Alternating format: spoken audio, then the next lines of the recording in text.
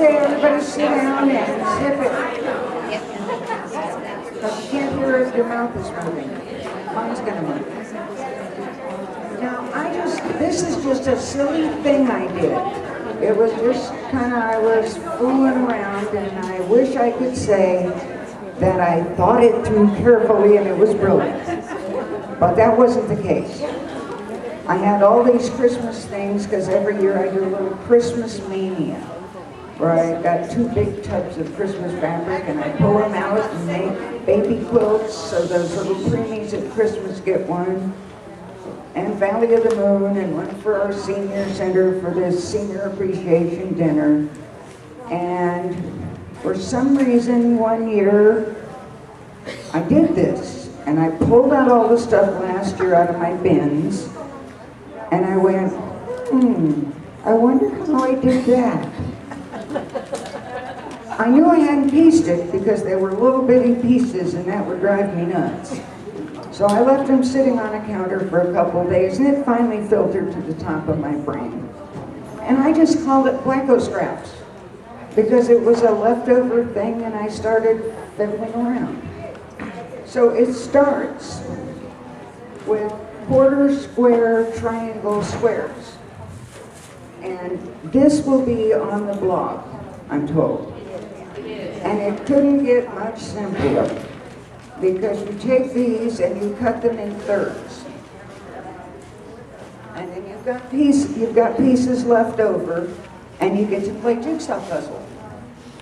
And that's about all there is to it. You can either make them 2 colors, a light and a dark, or super scrappy. So I've made some samples so you can get an idea of how that works.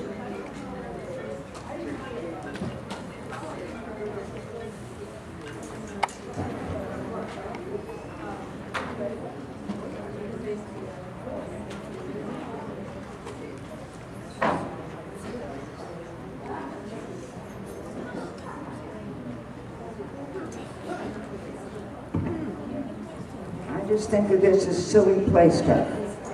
But what happens is, if you cut it in thirds, it depends on which way you orient the square as to what the outcome is. And I've shown that in the printout, the light and the dark. And it makes a lot of difference in what you're going to get as a net result, whether it's scrappy or just 2 colors like this is. And when I first did it, I just whacked away at them, and I had this stack, and I'm trying to put them together and saying, well, how come this center's dark and that one's light? It took me a while. I finally figured it out and said, oh, you might pay attention next time. So what I'll show you is some of what I invented from the center strips. This one, the square was 7 inches.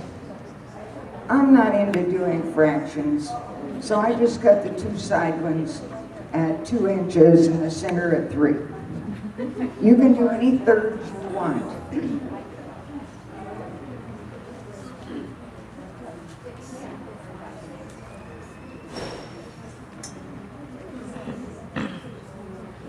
So when you sew some of those center strips together, you get this.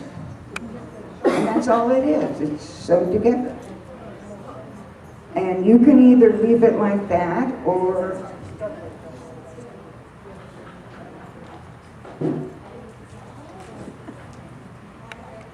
you could cut it in half and have a border. You can do it this way and have a border. But you can get the idea from this about the different feel of it between having a dark center and a light center. And you'll definitely get a difference there.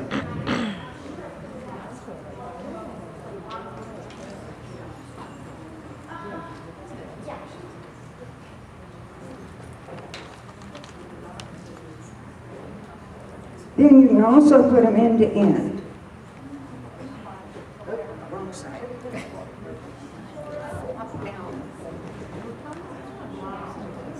You can also put them end to end. And again, you can have a pretty nice little border out of that. And it looks like you went to a lot of work, but you really didn't. It's not that bad. Because you can make a whole stack of quarter square triangle squares and then start whacking away. Okay, and again, the difference between which is predominant, dark or light. And it's all kind of what you're working with and what you want to do with it. I had no idea what I was going to do with these because, as I said, I was just fooling around.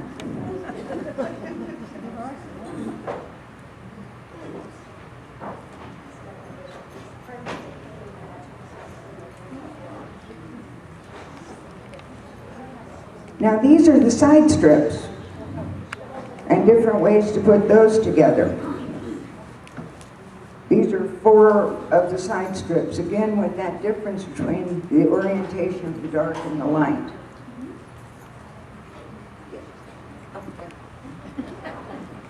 These guys, if you cut it in half, you'd have some nice border. Over here, if you cut that in half, you have some nice border.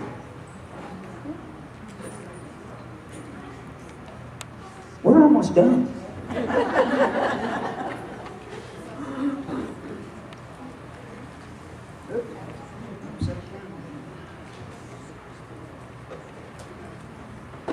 And these are some more, and you can get another little sashing strip or something with some nice little zigzags, and these are side pieces. And you might even think of other ways to do things with them. Now, the ones I originally did were smaller squares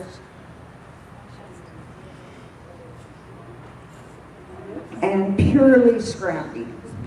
And I didn't know what I was doing, but I played. And last year I needed some extra squares after I pulled this out and went, how'd I do that? So I centered a square on it and put some edging around and made a nice little square that looked like I really worked hard. And those are the center pieces. And notice only these with the dark centers are left because I find I really do prefer the dark to the light center.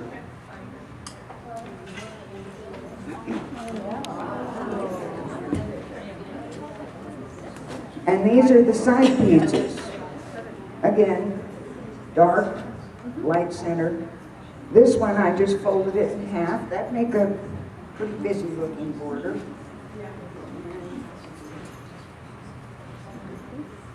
Do that same thing with the light half. Okay, that's it. Any questions? It's really pretty simple.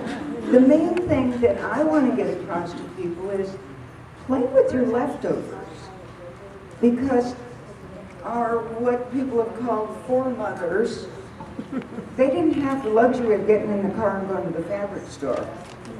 They did things what I call the wig method, called what I got. And they made it work. And I find a lot of times with scrap quilting, I work a little harder when I have to figure out how to make these things work, and it's fun. It exercises the brain. Think of it as Alzheimer's prevention. So that's really it. And you could even do this on your computer if you had a bunch of some block. Put it on your computer screen, cut it up, and move pieces around. Yes, Judith? Could you show us your original blocks again,